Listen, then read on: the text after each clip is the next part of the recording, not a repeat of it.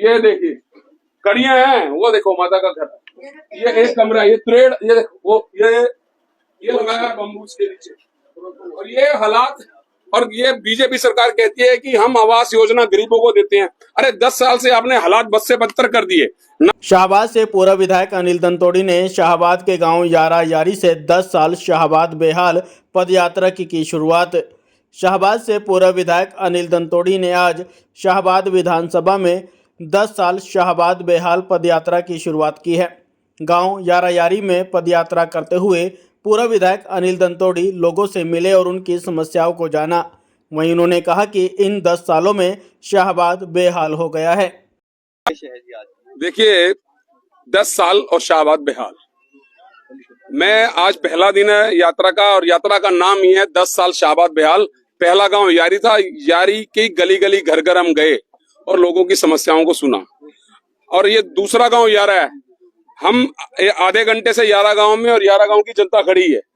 और आप मैं जब इनसे बातचीत हुई तो सबसे पहले तो यहाँ बड़ा मुद्दा है नशा, दूसरा बड़ा मुद्दा है बेरोजगारी, गरीबी, चौथा बड़ा मुद्दा है एक गांव का नाला है जिसमें 200-300 घर डूब जाते हैं जब बरसात आती है, और छप्पर का पानी यानी जोहड़ का पानी वो सारा घरों में घुस जाता है। वो नाले की समस्या सबसे बड़ी समस्या है। और इसके अलावा आप देख सकते हैं, ये मैं एक घर में था और माता बैठी है और कड़ी है माता के उसके ऊपर। तो 10 साल से ना कोई कॉलोनी आई, जिसको हम आवास योजना बोलते हैं, और गांव की लैंग्वेज में ये कॉलोनी बोलते हैं, कॉलोनी नहीं आई। 2014 के बाद पूरे प्रदेश हरियाणा में सरकार की तरफ से कोई भी आवास योजना की मदद नहीं की।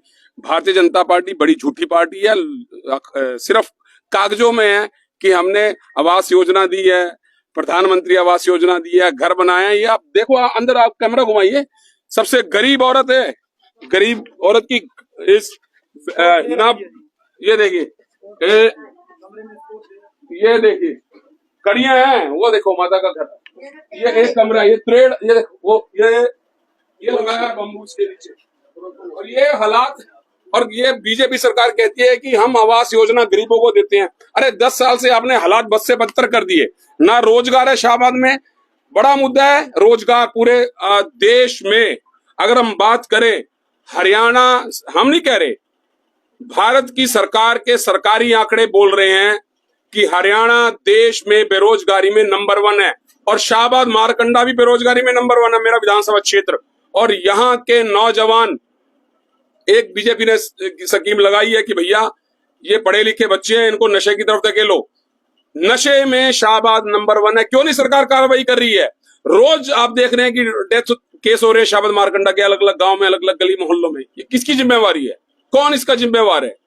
तो ये यात्रा 10 साल शाहबाद बेहाल, मैं गांव गांव जाऊंगा अगले 11-12 दिन के अंदर, और गली गली घूमूंगा और लोगों से मिलूंगा और उनकी समस्याओं को हम जानेंगे। इस यात्रा का नाम संदेश 10 साल और शाहबाद बेहाल। और मैं अपने नेता आदरणीय श्री राहुल गांधी जी के नेतृत्व में उनसे मार्ग प्रेरित होकर के, जैसे उन्होंने पूरे देश में जम्मू कन्याकुमारी से लेकर जम्मू कश्मीर तक पहले यात्रा की, पद यात्रा, तो ये यात्रा है लोगों की समस्याओं जानने के लिए। और जब हमारी सरकार 3 महीने के बाद कांग्रेस पार्टी की सरकार हरियाणा में बनेगी और हम यहाँ से एमएलए होंगे, तो जैसे हमने 2009 से 14 तक इस शाहबाद को नया शाहबाद बनाया था, डेवलपमेंट थी, चारों तरफ रोजगार था, नौजवान बच्चों को रोजगार दिया, नशा मुक्त था, भय मुक्त शाहबाद था, और नया शाहबाद हमने डेवलप किया था। गांव गांव गली गली हमारे समय की ये गली बनी, उसके बाद तो कुछ हुआ ही नहीं 10 साल में। हालात बद से बदतर है। ये सरपंच साहब खड़े हैं, ये भाई शास्त्री जी खड़े हैं, लत के कारण से लोग, ये एमएड और शास्त्री की इसने ऑटो रिक्शा चलाता है। भाई गलत बोल रहा हूँ?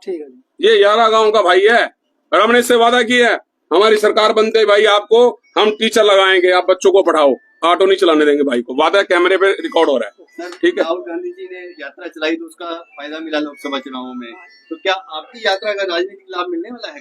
देखिए राजनीतिक लाभ के लिए यात्राएं नहीं होती, लोगों की समस्याएं जानने के लिए यात्राएं होती है। लाभ और घटा और फायदा ये अलग मायने हैं इस बात के। हमारी यात्रा का एक मकसद है कि जो हमने, हम पहले भी विधायक रहे हैं, पहली बार हम नहीं आए हैं, 20 साल से मैं इस इलाके में क्षेत्र में हूं।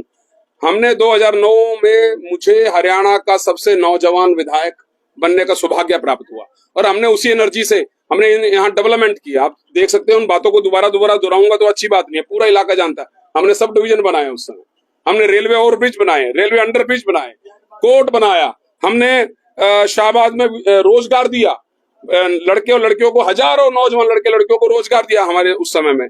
और हमने बेरोजगारी को दूर किया, हमने नशा को दूर किया, हमने गुंडागर्दी को खत्म किया। नशे की लत के कारण से लोग चोरियां करने शुरू कर दिए। चोरी गांव में भी चोरी है, शहर में भी रोज आप कवर करते हैं। तो ये यात्रा जो है शाहबाद की जनता के दुख और दर्द को समझने के लिए यात्रा है।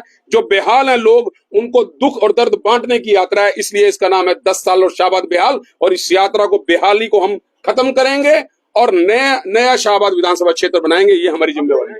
लगातार मुख्यमंत्री नायब सैनी घोषणाएं कर रहे हैं, उसको लेकर क्या कहें? मैं मुख्यमंत्री जी को मुख्यमंत्री घोषित करता हूं। पिछले 3 महीनों में आदरणीय मुख्यमंत्री नायब सिंह सैनी ने हजारों घोषणाएं कर दी है।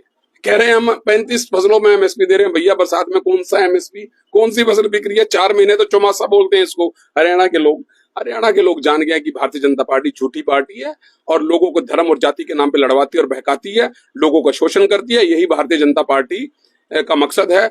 लेकिन अब हरियाणा की जनता जागरूक हो चुकी है। गरीब, नौजवान, किसान, मजदूर इस बार कांग्रेस पार्टी को हरियाणा में लाना चाहती है। तो इसलिए आ रही है कांग्रेस, जा रही है भारतीय जनता पार्टी। 10 दिन की आपकी ये यात्रा, सभी गांव कवर किए जाएंगे? बिल्कुल 108 गांव कवर किए जाएंगे। गली गली जाऊंगा। आज अभी दूसरा गांव है और शाम तक हम 9 गांव में जाएंगे। सबसे पहला हमारे यारी, फिर यारा, फिर बेरथली, वोहावा और उसके बाद डाडलू, पाडलू और रावा और दामली।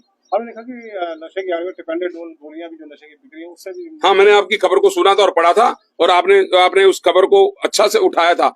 मैं आपके माध्यम से कहना चाहता हूं कि या तो वो लोग सुधर जाएं भैया, 3 महीने और रह गए, नहीं तो आके हम सुधारेंगे। जो लोग नशे के कारोबारी हैं उनको जेल में डालेंगे। उनकी ऐसे लोगों के जेल में जाने की नहीं है, इनको भेजा गया, इन लोगों को जेल में भेजा गया क्योंकि इन्होंने गांव के नाले की आवाज उठाई थी। झूठा पर्चा दर्ज करके उनको जेल में भेज दिया गया। लेकिन असली जेल के हकदार वो लोग हैं जो नशे के व्यापारी है।